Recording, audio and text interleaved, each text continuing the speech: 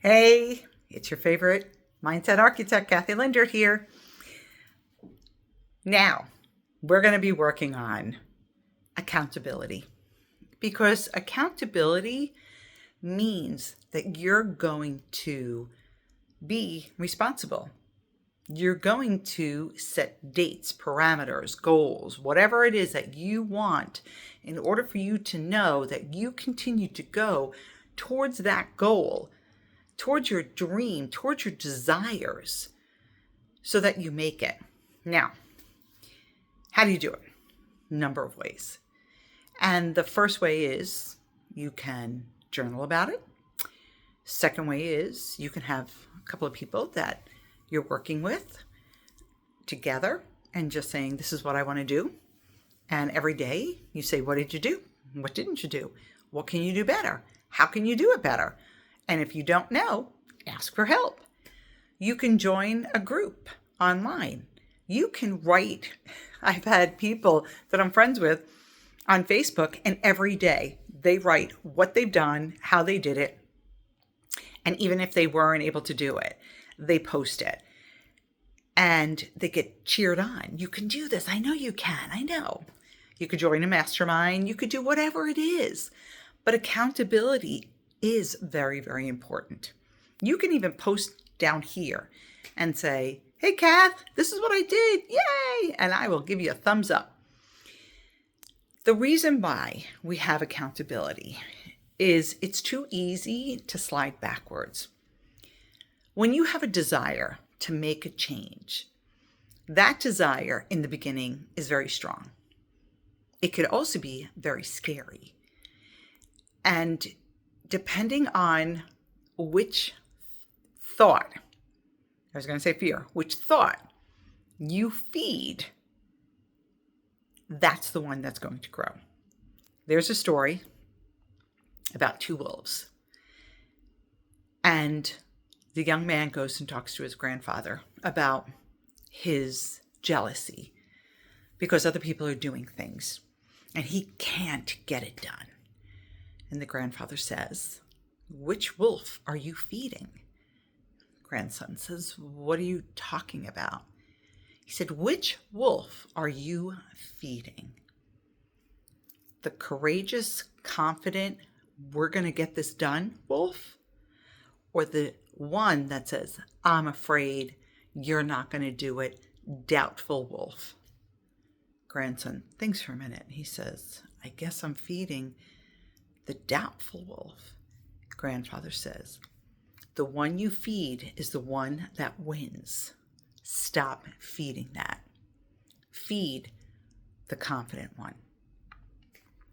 Easier said than done, correct? I know.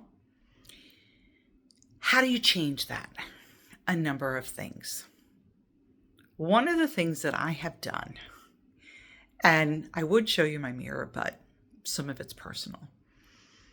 I have stickers on my mirror that says all of the good things about me. Because when you wake up or you're in the middle of the day and things are just not going the way that you want, you're going to have to be the one that picks you up. Other people can attempt to pick you up and cheer you on and give you that strength.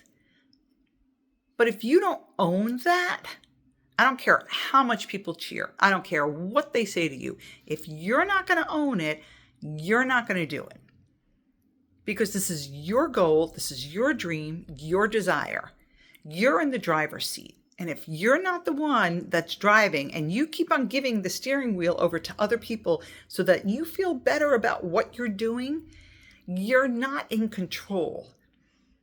You have to decide, I am going to pick myself up. I'm going to brush myself off and I'm going to start all over again.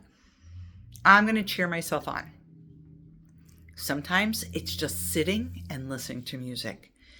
Sometimes, and I know this is going to sound weird, but I'm telling you, I love it. I go out and I hug a tree.